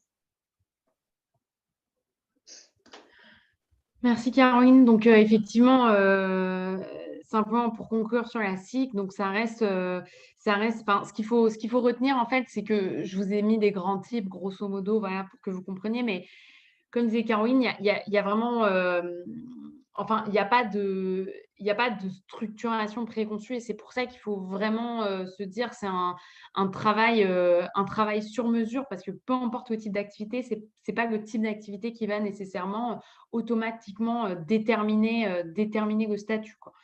Et c'est vrai que les SIC sont, encore une fois, il y a des SIC, moi j'en ai vu au niveau par exemple de projets un peu agricoles où c'était devenu très compliqué. J'en ai vu, enfin, il y a plein de types en matière de prévention et de gestion des déchets du BTP, j'en ai vu aussi où c'était devenu usine à gaz. J'en ai vu aussi qui fonctionnent. Et encore une fois, c'est vraiment la question, je pense, de la maturité et toutes celles où, honnêtement, où c'est devenu un peu un cauchemar, c'est celles où justement elles ont été créées ab initio, en fait. Et c'est le dernier point qu'on verra dans la formation, c'est vraiment les SIC, c'est le Graal à obtenir, mais il faut vraiment se dire, c'est quelque chose qu'on obtient de manière évolutive. C'est pas quelque chose où on peut se dire, ah bah, la SIC, c'est parfait, moi je vais faire une SIC. Dans la pratique, les retours d'expérience sont très mauvais, quoi. Le dernier modèle sur lequel je ne vais pas m'appesantir parce que vous le connaissez tous très très bien, j'imagine, l'association loi 1901, donc, qui est formée par un contrat d'association qui est appelé statut de l'association, qui va déterminer l'organisation et le fonctionnement. Donc, un modèle très souple, j'imagine, pour ceux soit qui exercent en association, soit tous ceux qui sont bénévoles ou qui sont impliqués dans d'autres associations. Vous avez dû vous en rendre compte. L'objectif, c'est la mise en commun de connaissances ou d'une activité. Chaque membre de l'association va apporter son aide aux activités qui sont menées par l'association. L'idée quand même initiale, c'est le but non lucratif. Encore une fois, aujourd'hui, on peut avoir des entreprises associatives, on peut avoir des structures associatives qui poursuivent un but lucratif intégralement, etc. Encore une fois, ce n'est pas impossible, mais l'intérêt quand même premier de l'association, c'est un but non lucratif dans un premier temps, quoi. Enfin, c'est quand même le modèle où si vous avez un but lucratif, bon, au bout d'un moment, on va se dire est-ce que vraiment l'association est plus adaptée? Est-ce que c'est ce qui apporte les meilleures garanties? Est-ce que c'est ce qui permet de bénéficier des meilleurs financements les plus adaptés, etc., etc. Et souvent, la réponse va être non. Mais donc, voilà, l'objet projet collectif dans un but autre que partage des bénéfices. Et c'est le statut le plus commun pour l'animation, en fait, et la coordination des démarches d'EIT en France. Donc, pour cette phase, en fait, cette activité-là, pour la démarche d'EIT, c'est le statut, là, pour le coup, qui est souvent assez adapté. Et c'est un statut qui est très utilisé. Après, encore une fois, c'est moins pertinent souvent pour la structuration de synergie à fort impact.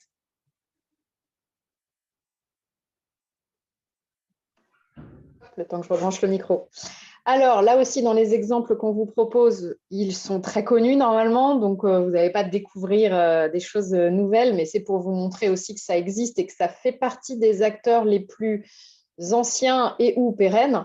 Donc, vous avez le Club d'écologie industrielle de l'Aube, comme son nom l'indique, qui est dans l'Aube, qui a progressivement aussi structuré son activité autour de trois grands schémas, on va dire.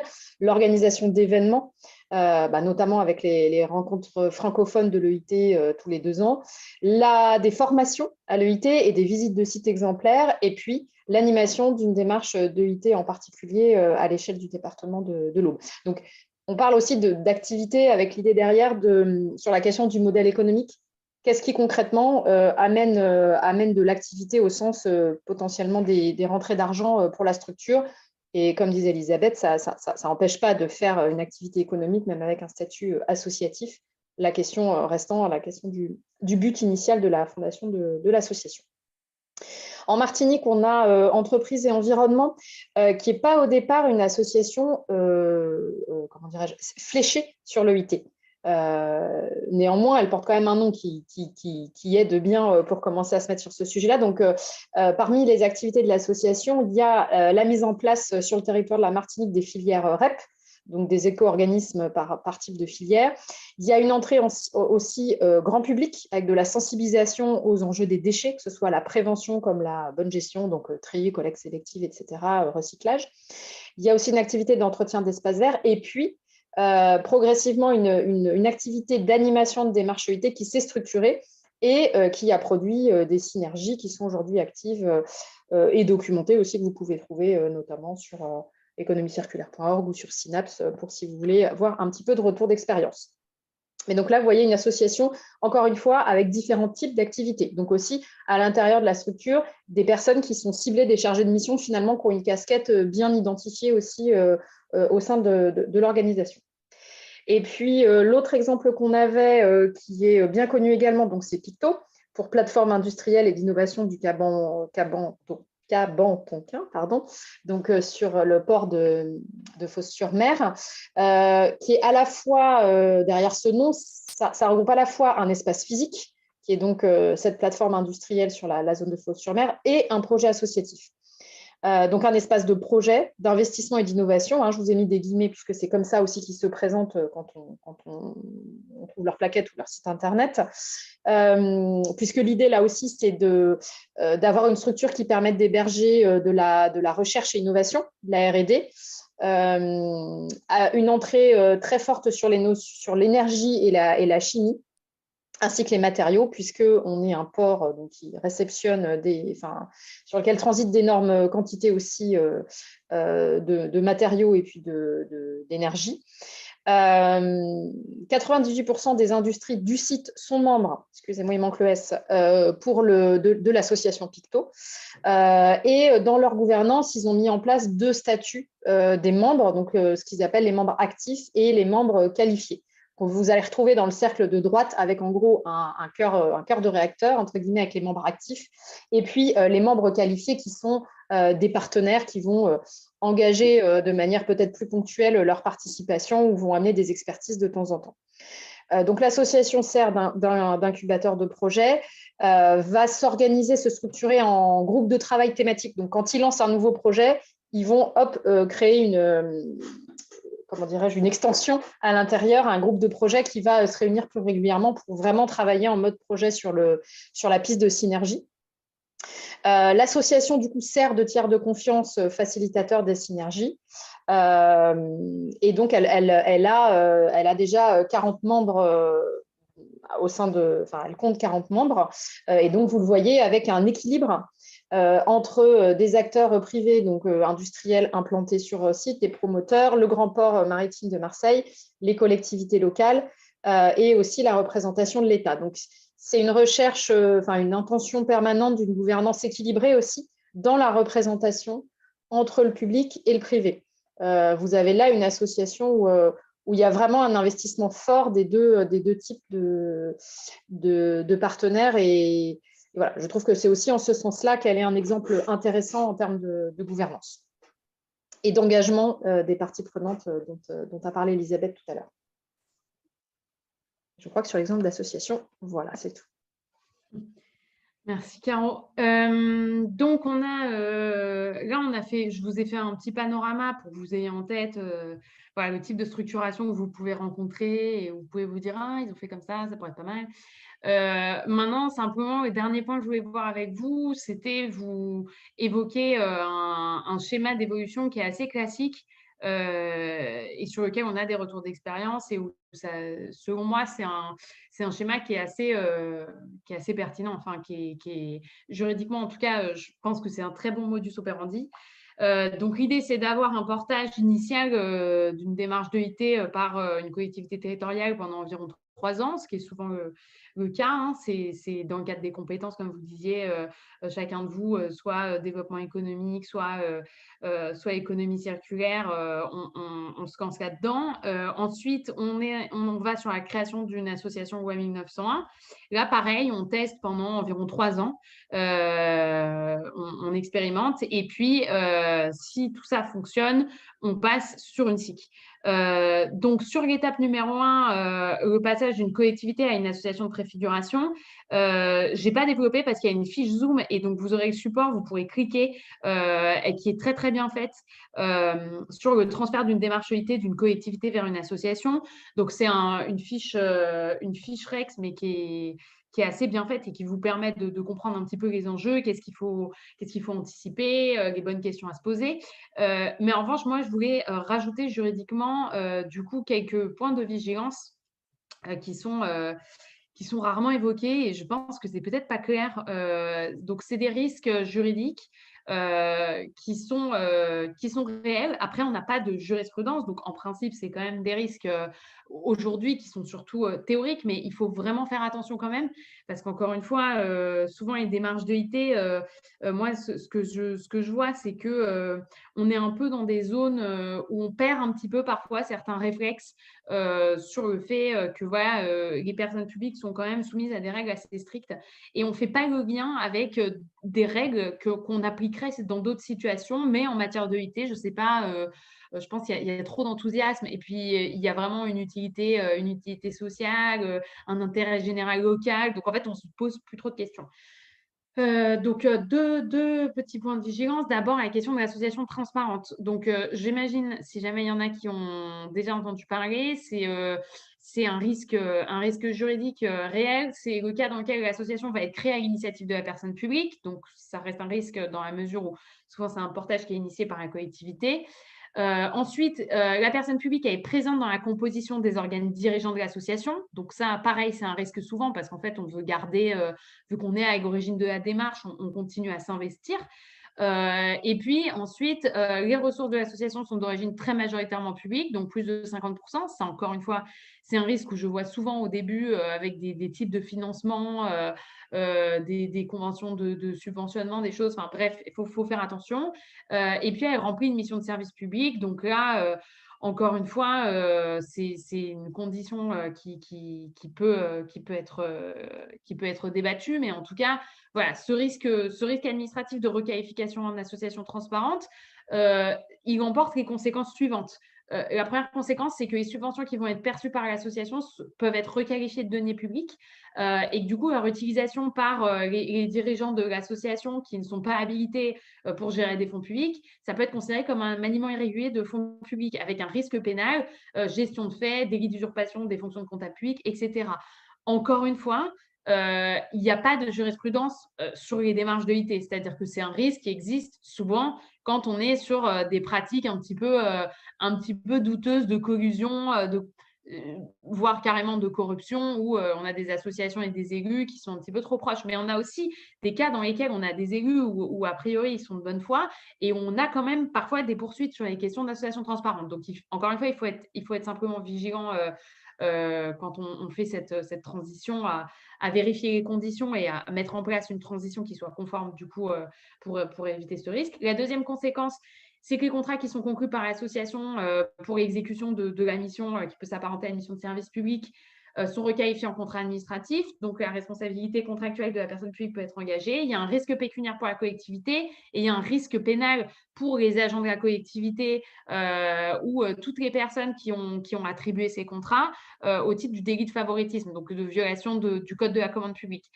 Donc, encore une fois, simplement être vigilant. Hein, je répète, ne nous avouerons pas, il n'y a pas de jurisprudence sur les cas d'association de IT aujourd'hui, mais ça reste un risque juridique qui est à prendre en considération et que je vous conseille d'anticiper pour éviter après d'avoir un stress et de se demander, voilà, au bout d'un moment, qu'est-ce qu'on fait là en fait? Parce que on se retrouve avec des risques juridiques et là, ça peut devenir anxiogène. Le deuxième point de vigilance, c'est les questions de conflit d'intérêts. Donc, c'est lié encore une fois. Donc, on part d'une bonne intention. Encore une fois, c'est ça le sujet. C'est pour ça que je pense qu'il n'y a pas de warning qui s'allume. Mais il faut faire vraiment attention si un membre de l'exécutif local est membre de l'association et participe à la gouvernance. Donc, il y a un risque administratif qui est celui de l'annulation des délibérations de la collectivité en lien avec l'association. Donc, dans ce cas, on considère qu'il y a un conflit. Finalement, en fait, quand il vote dans le cadre des délibérations, l'élu, en fait, il est intéressé de l'autre côté parce qu'il fait partie de l'association. Donc, dans ce cas-là, le conseil, il y a de la jurisprudence, là, pour le coup, on sait comment faire pour éviter ça. Il faut s'assurer que l'élu qui représente la collectivité au sein de l'association n'ait pas de voix délibérative, mais un simple rôle d'observation et de contrôle. et puis qui veille à quitter la salle lors des débats et du vote au sein de la collectivité. Donc, encore une fois, il y a des bonnes règles à suivre. On peut tout à fait éviter ce type de problème. Mais encore une fois, il faut se dire que, par exemple, dans des contextes où l'opposition est assez importante, où il y a des gens qui ne sont pas forcément favorables à ce projet, c'est des risques réels, quoi. Enfin, vraiment de contestation des délibérations, voilà, si on attribue des subventions à cette association. Et puis, un risque pénal, donc encore une fois, là, pour le coup, plus grave, de prise illégale d'intérêt. Donc là, pour le coup, pour éviter tout ça, il faut que toutes les décisions en lien avec l'association, pour toutes ces décisions qui sont en lien avec l'association, les élus qui seraient membres de l'association en tant que mandataires de la collectivité s'abstiennent et quittent la salle lors des débats et du vote et s'abstiennent de préparer et d'élaborer les décisions.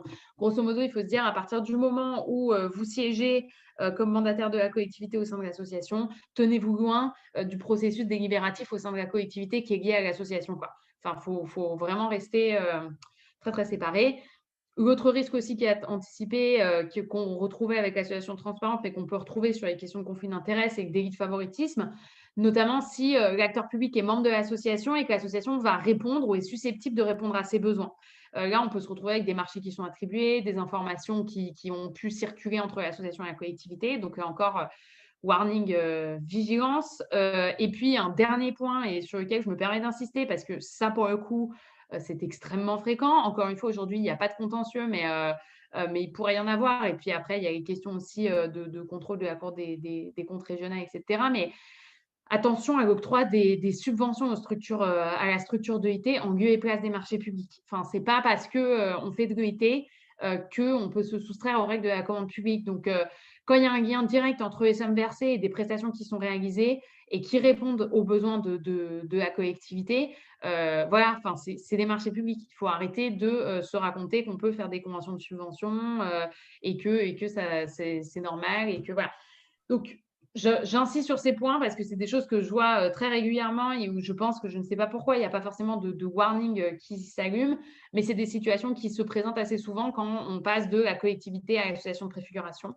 Donc, comme ça, au moins, un homme averti en vaut deux. Je me suis permis aussi de vous faire un point de vigilance sur la fiscalité de l'association. Donc, dans l'esprit un petit peu général, qui dit association dit non-soumission aux impôts commerciaux, que c'est pratique. En revanche, ça pose réellement des questions sur certaines associations qui animent des démarches d'EIT.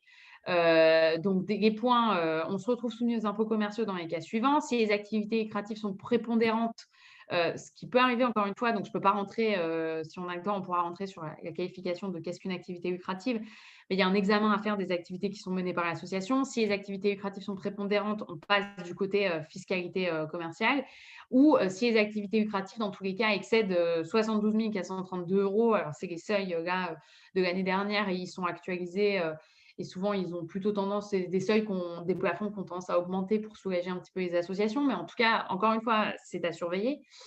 Et d'autres points de vigilance un peu plus particuliers, la gestion de l'association, elle peut être regardée comme intéressée si la structure a pour but exclusif ou principal de fournir des débouchés à une entreprise ou d'exercer une activité complémentaire à celle d'un organisme du secteur lucratif dans lequel un dirigeant de l'organisme aurait directement ou indirectement des intérêts.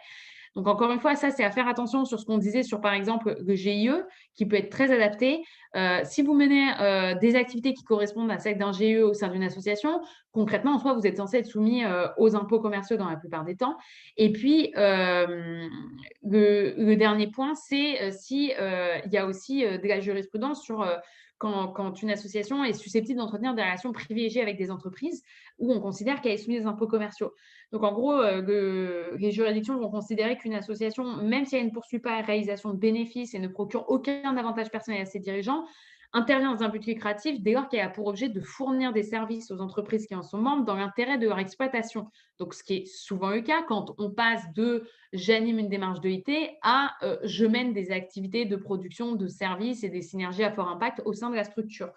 Et du coup, là, dans ce cas-là, encore une fois, on est lucratif. Donc, il faut faire attention, en tout cas, ne pas rester avec cette idée qu'on crée une association, donc il n'y a pas de fiscalité. c'est une fausse idée. Il faut vraiment faire attention, sachant que derrière, par exemple, sur des sujets comme la TVA, il peut y avoir des redressements et c'est très important financièrement. Ça peut engager la responsabilité du coup des dirigeants de l'association, la responsabilité personnelle. Donc, enfin voilà, il y a quand même, faut vraiment faire attention à ce sujet-là. Et du coup, sur la dernière étape, donc on passe de collectivité à association, donc, et ensuite on passe de association de préfiguration à SIC. Quelques petits points de vigilance. Donc, ce qui est assez simple. Pardon. On peut transformer, donc c'est ce que je vous disais, l'évolution Pokémon, c'est assez simple, on n'a pas besoin de créer une SIC en fait. On peut là pour le coup partir de l'association qu'on a eue et les associations peuvent être transformées très simplement en SIC. Sans créer de nouvelles personnes morales. Donc, extrêmement intéressant. Bon, alors, comme je vous l'ai montré tout à l'heure, en fait, les SIC, c'est déjà lourd à structurer, les collèges, etc., si vous voulez faire des collèges. Donc, heureusement qu'au moins, on n'a pas à faire de création de structure.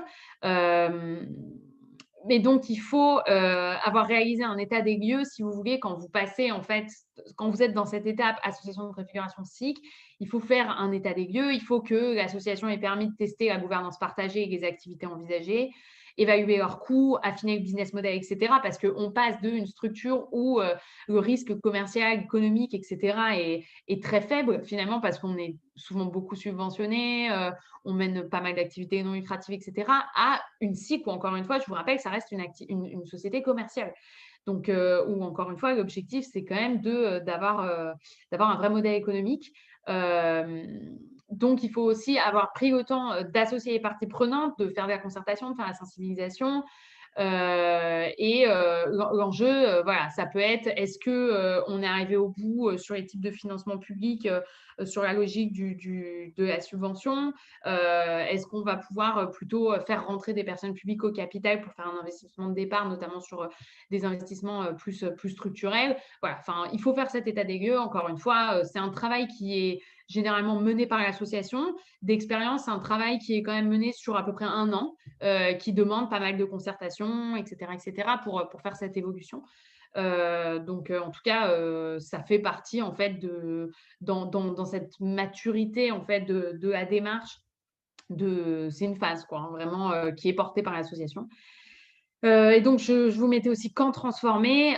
Donc, quand est-ce qu'on se pose un petit peu la question, est-ce qu'on passe en SIC?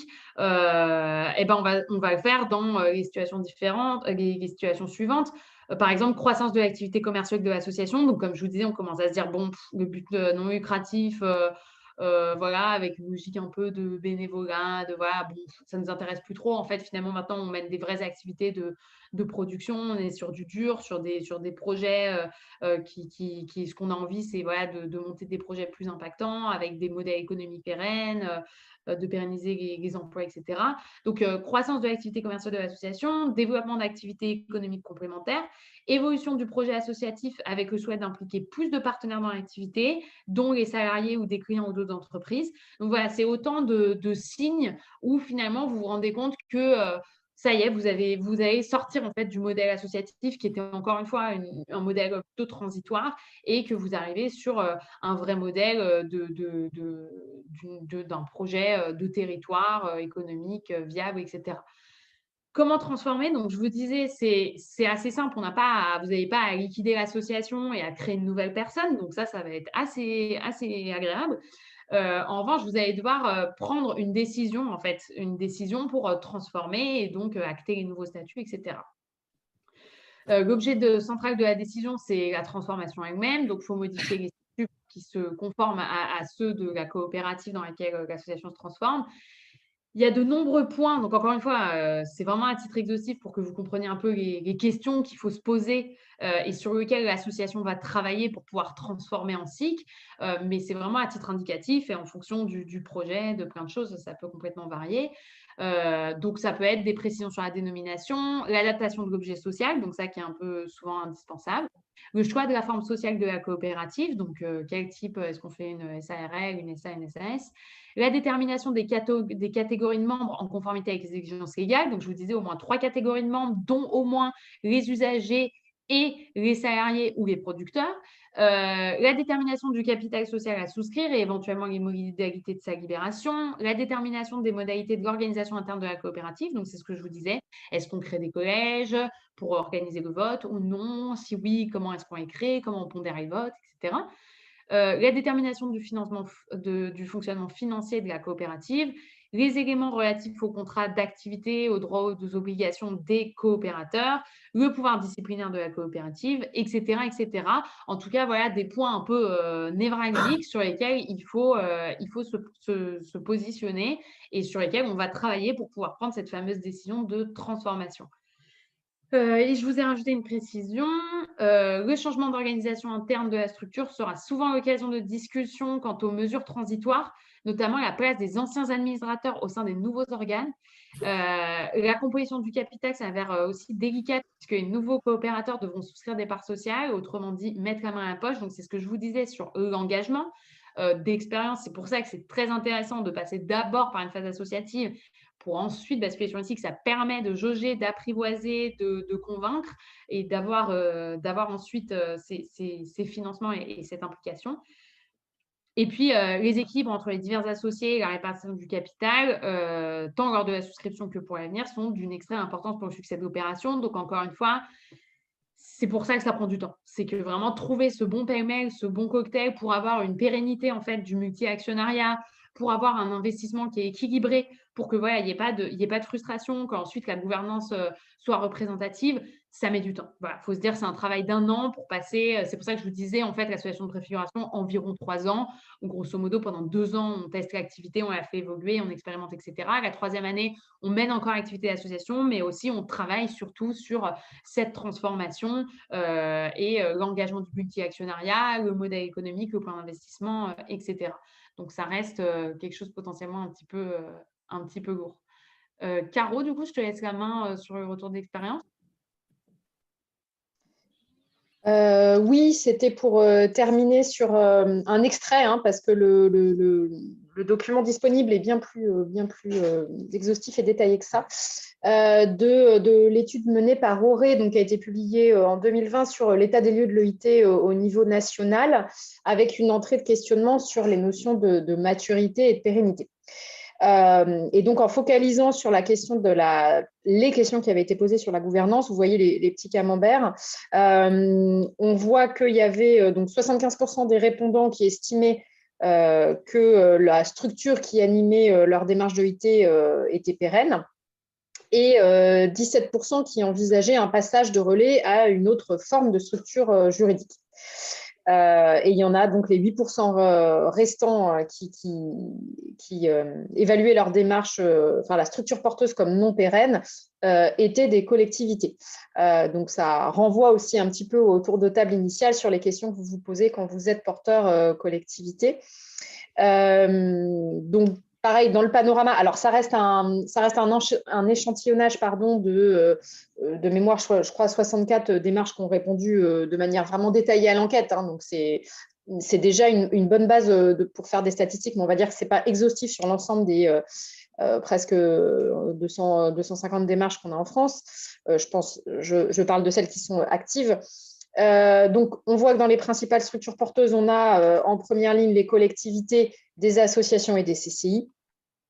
Et puis, on a 83% des démarches qui sont en coportage, qui ont au moins 4 ans. Donc, ce point-là, pour insister aussi sur la force de l'aspect coopératif et multipartenarial.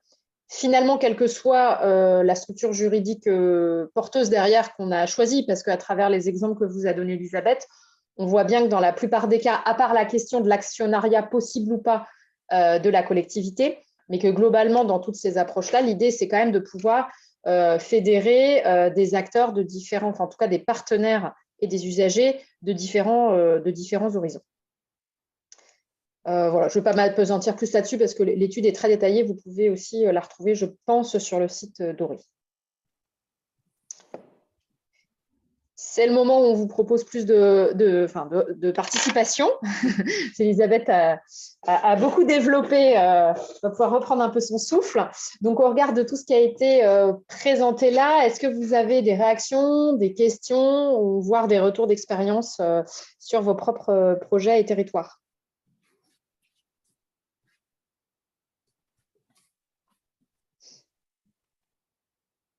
Tout d'abord, merci. Enfin, c'est David. Tout d'abord, merci pour cette présentation qui a été pour moi très, très instructive. Et je me dis que là, pour l'opération, la démarche que l'on mène avec Trifil et justement les Portes du Tarn, donc avec Nadège, ici présente, là, ça va pas être simple en fait, hein, parce que là, ça fait 3 ans qu'on essaye d'initier cette démarche collective. Et là, effectivement, là, on va passer normalement à une étape où on espère mettre en place quelques synergies et justement après créer une structure, dans ce que disait Nadège, une structure ad hoc, donc peut-être de type associatif. Je vais mettre peut-être la vidéo d'ailleurs, enfin, si ça marche. Et là, je vois en fait tous les risques éventuellement juridiques, même si effectivement il n'y a pas de jurisprudence, etc. Mais il y a de nombreux points de vigilance. On est aujourd'hui 2 collectivités avec une SPLA, avec beaucoup d'élus. Voilà. On va essayer effectivement de mettre en place une association, enfin pour l'instant, mais là on est accompagné par Indigo, mais et Midiane. Donc on espère que ça va aboutir, parce qu'on est 2 syndicats de traitement des déchets et on n'a pas vocation, on est dans nos compétences, on n'est pas dédié à ça. On est là pour initier et pour passer un peu le relais, même si après on a des intérêts, nous, chacun Trifil et nous, par rapport à des synergies de ressources, déchets notamment et énergie. Voilà, mais je pense que on a encore un peu de travail de mobilisation et d'ajustement du modèle peut-être associatif. Voilà. En tout cas, très très intéressant et merci encore une fois pour la présentation, Madame Gelot. De rien, hein, j'espère Et que Caroline aussi, évidemment, mais pas l'habitude de Caroline. On espère qu'on vous a pas étouffé ou accablé. Effectivement, l'objectif, c'est plus de vous donner des billes pour vous poser les bonnes questions. Après, j'insiste sur le fait qu'il n'y a pas de problème, il n'y a que des solutions, hein. C'est-à-dire que vraiment, il y a toujours une structuration qui fonctionne. Il y a toujours, en fait, des moyens de résoudre les sujets, en fait. C'est plus qu'encore une fois, il y a des sujets. Et effectivement, c'est vrai que parfois, je pense que c'est pas suffisamment anticipé.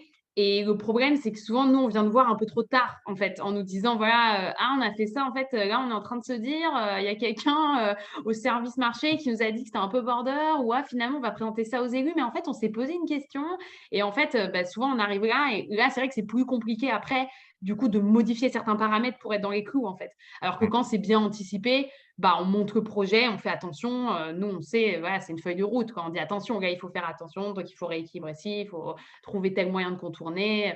Voilà, hein, le juridique, c'est ce que je disais, c'est un peu du sur-mesure, quoi. Mais plus on arrive tôt, plus on arrive à bien couper, quoi, et à se dire, OK, là, c'est bon. Mais c'est vrai que pour les collectivités, c'est très compliqué. Enfin, c'est très difficile. Moi, je vois, il y a tellement de contraintes, en fait, de partout. Voilà, donc c'est normal que ça prenne du temps, en fait. C'est normal, c'est plutôt bon signe, presque. Parce que quand ça va vite, c'est clairement qu'on a raté quelque chose. Donc, c'est normal que ça prenne un petit peu de temps. Oui, puis après, nous, voilà, on n'a pas la compétence d'AVECO qui, normalement, est un peu plus légitime à porter ces démarches-là. Donc, c'est pour ça qu'on essaye de travailler avec nos EPCI qui ont la compétence. Ouais. Voilà. Bon courage. Non, mais moi, j'ai beaucoup coordonné, et puis Nadège aussi, je pense qu'elle va bien noter.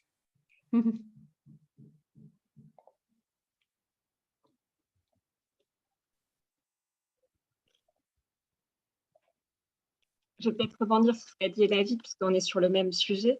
Donc, en effet, on a vos coordonnées. Donc, je pense qu'on reviendra vers vous, maître.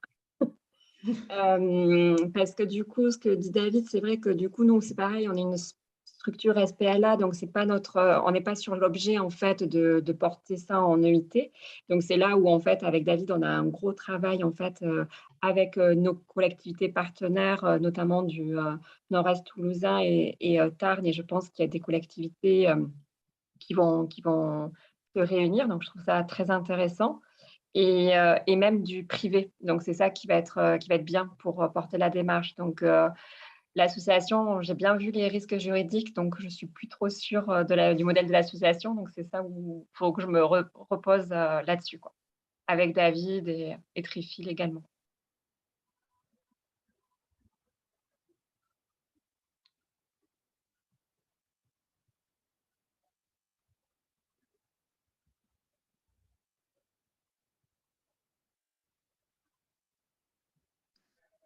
Est-ce qu'il y a d'autres réactions ou éventuellement des questions plus précises sur un cas? Anne-Claire?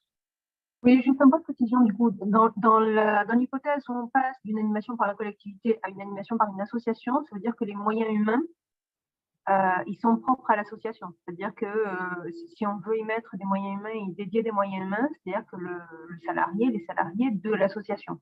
C'est ce que je... Oui, alors ça, du coup, dans la fiche Zoom de mémoire, ça, c'est bien expliqué. Alors ça, je vous avoue, je suis pas très spécialiste RH, comment on bascule les ETP, est-ce qu'on peut les partager? Je sais qu'il y a plusieurs hypothèses et justement, de mémoire, dans la fiche Zoom qui a été faite de retour d'expérience, ils précisent en fait ce qu'ils ont fait. Et je crois il y a 2 options, quoi. D'accord. Donc, cette fiche Zoom de partage d'expérience, j'ai dû louper un épisode. On la retrouve. Il y a le lien sur le support PowerPoint, donc vous pourrez cliquer dessus. Caroline, elle vous enverra le support et vous pourrez. Ouais, ce sera cliquable et sinon elle est sur Synapse, sur le réseau national EIT. D'accord, ok, super. Et oui, je plus sois comme mon collègue, top. Juste participer en termes d'apport, ça permet de voir bien plus clair et ça arrive au bon moment pour moi, donc c'est super. Super, on ne vous a pas étouffé.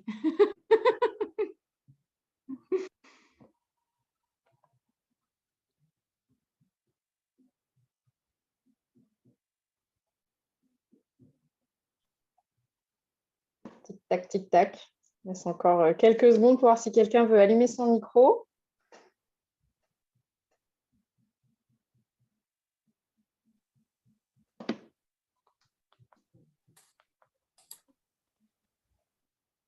Jessica?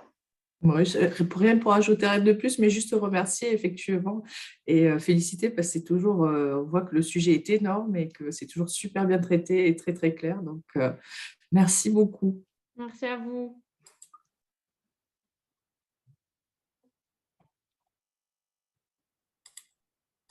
Si je peux, alors une question en dehors, mais comme Caroline, vous voulez parler de Synapse, oui. J'avais cru comprendre qu'on aurait un nouveau site et Synapse, que ce serait plus hébergé sur économie circulaire. C'est ça. Mais c'est actif, hein, effectivement. C'est le même site, mais il est détaché. Enfin, disons qu'on n'a plus besoin de passer par économie circulaire pour le trouver. On fait réseau-synapse. D'accord, c'est ça, parce que on peut toujours naviguer. Par contre, on a toujours cette navigation entre les deux possibles. Oui. D'accord. Oui, parce que ça reste la même technologie derrière. Simplement, je pense que c'est des noms de domaine qui ont été détachés. Ah, d'accord. Okay. Je m'inquiétais. Je me demandais si j'étais sur le bon site, si j'avais loupé quelque chose. Oui, non, puis vous allez retrouver tout ce qui a été publié avant, justement, des fiches, les fiches retour d'expérience, les outils, tout ça est resté en place. Tout à fait, donc merci beaucoup. De rien.